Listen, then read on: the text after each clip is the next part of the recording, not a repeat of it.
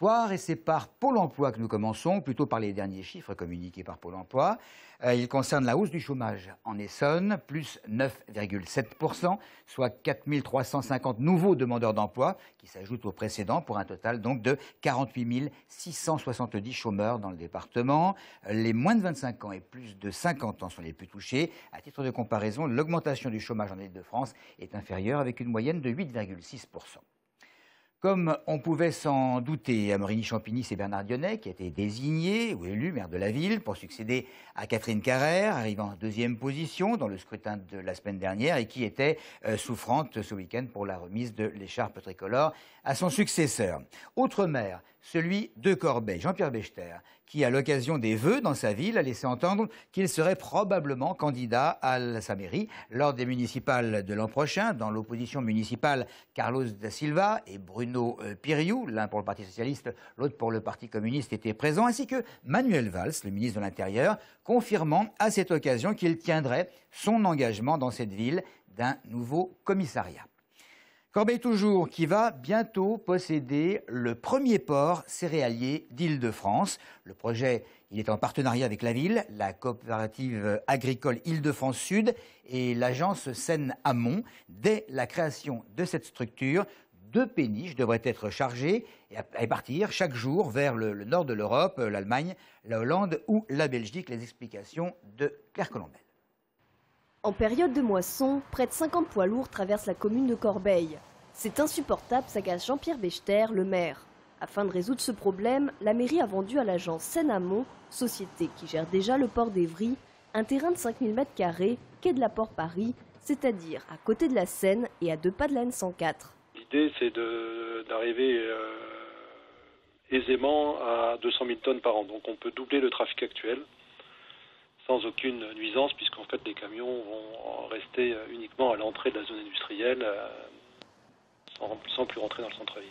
Dans ce dossier, la coopérative agricole Île-de-France Sud va être gestionnaire du site. Grâce à ce nouveau dispositif, les agriculteurs vont pouvoir développer leur activité, notamment en exportant dans le nord de l'Europe, où se trouvent les malteries et semouleries. Le projet final sera similaire à cette installation. Nous allons louer ce terrain-là à la coopérative Île-de-France Sud, qui elle va construire sur ce site donc une aire pour que les camions puissent faire demi-tour et charger, et construire un portique qui va passer par-dessus la route départementale. Et nous, port, nous allons construire nous allons acheter le terrain et le louer à l'entreprise, enfin la coopérative, et nous allons construire donc une estacade et un front d'accostage, c'est-à-dire c'est une structure en scène très légère qui permet de recevoir le dispositif de chargement des bateaux sans impacter la berge. On ne va pas couper d'arbres ni modifier la berge. La semaine prochaine, les architectes conseils de la DDT et l'architecte des bâtiments de France vont plancher sur le projet afin de réaliser une structure au maximum esthétique.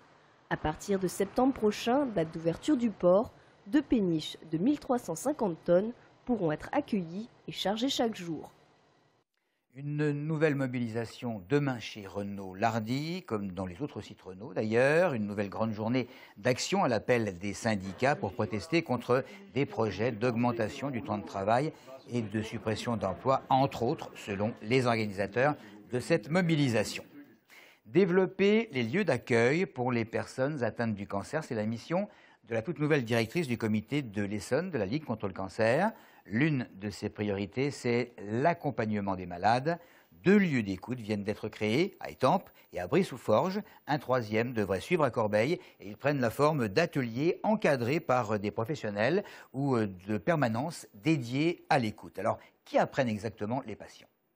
Les bénévoles essayent de répondre aux questions des patients, de les rassurer et de les orienter le mieux possible sur des questions assez vastes qui soient sur leur pathologie, mais aussi sur tous les sujets d'assurance, d'aide juridique, d'accompagnement, même jusqu'au retour à l'emploi qui peut être difficile après la maladie.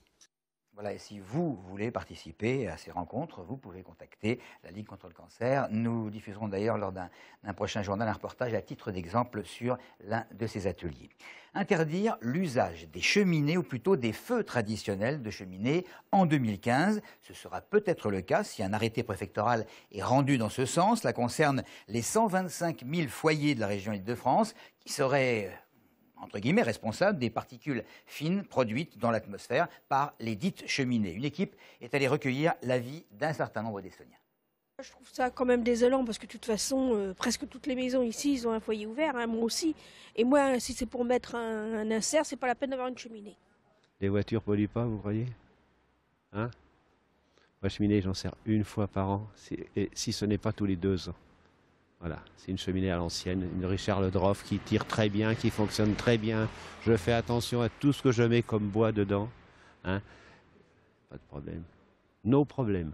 On devrait peut-être s'attaquer un peu aux entreprises qui vraiment polluent pour de vrai la planète plutôt que nous embêter nous. Je suis pour l'insert et contre le foyer ouvert. Pourquoi? Parce qu'il y a plus de risques d'incendie, d'étincelles qui sautent, les braises, etc. Puis même pour les enfants. Et c'est encore mieux que ça, je suis poseur de cheminée. C'est tombé sur la bonne personne. Ça intéresse très peu de monde, le foyer ouvert. C'est surtout, on va dire, à 99% des poêles et des foyers fermés avant tout. Donc c'est pour ça, bon, pour 1% de vente sur l'année, interdire les foyers verts, c'est quand même une grosse bêtise. Je trouve que c'est encore une connerie de plus qui arrive par le gouvernement, c'est tout. Franchement, je trouve ça débile. Mais c'est normal, c'est le changement. Il s'appelle Mimoun Leadjar, ancien athlète de haut niveau, ex-champion d'athlétisme. Il se bat aujourd'hui pour une autre cause, en arpentant les rues d'Arpajon, à la recherche de signatures pour sa pétition. Une pétition qui compte déjà plus de 1000 signatures. Le sujet, eh bien, Mimoun Leadjar demande à Pascal Fournier, le président de l'Arpajonais, d'ouvrir le stade intercommunal Louis Babin, situé sur la Norville, et de le laisser en libre accès. Je bats pour ça parce que je suis un ancien champion et je veux que les gens aient accès pour un stade qui est fait avec 2 millions d'euros. C'est le meilleur stade dans l'Essonne. C'est le 2e meilleur stade après Bondouf. Et comme j'habite dans la région, il y a des jeunes. Moi, je veux bien voir que des jeunes qui aient accès au stade. C'est mieux que faire des conneries dans la cité ou et fait des délinquants avec des autres, des grands. Moi, j'ai mon fils, il est au stade d'Arpajon au foot. Je veux que les autres jeunes qui aient accès au stade libre, comme tout le monde, comme des autres stades partout, dans la région de l'Île-de-France. Et puis le hockey avec les Peaux-Rouges d'Evry, les Essonniens recevaient samedi la formation des Lynx de Valence en Division 2, 4e au classement de la poule B. Les Évriens espèrent accéder à la Division 1 en fin de saison, Eric Coutard. Après plusieurs saisons, Division 2, les Essoniens espèrent accéder enfin à la Division 1. 4e au classement avec 8 victoires en 13 matchs. Les Peaux-Rouges sont loin d'être dominateurs dans leur championnat. Si Nantes écrase la poule B de Division 2, les Évriens demeurent sur une très belle série de victoires et semblent avoir enfin trouvé leur vitesse de croisière. On est dans un groupe vraiment très homogène. En effet, il y a Nantes qui est la seule équipe à pas avoir perdu un match. Et puis là, entre la 5e et la 2e place, il y a 3 points d'écart. Donc ce soir, on rencontre Valence.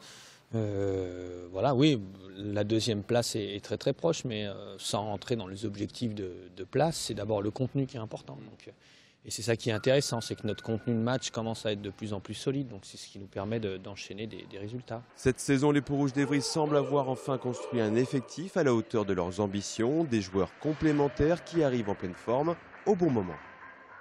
Ce qui est assez important cette année, c'est qu'on a une bonne densité sur l'ensemble de l'équipe. On n'est pas dépendant d'un ou deux joueurs. Donc ça, c'est plutôt une bonne chose. C'est plutôt un gage de sécurité, de pouvoir bénéficier d'un banc solide. Vainqueur de Valence samedi sur la marque de 4-1, les Peaux-Rouges d'Evry pourraient être la bonne surprise de cette fin de saison sportive. Les Essoniens semblent bien armés pour atteindre enfin leur objectif de première division.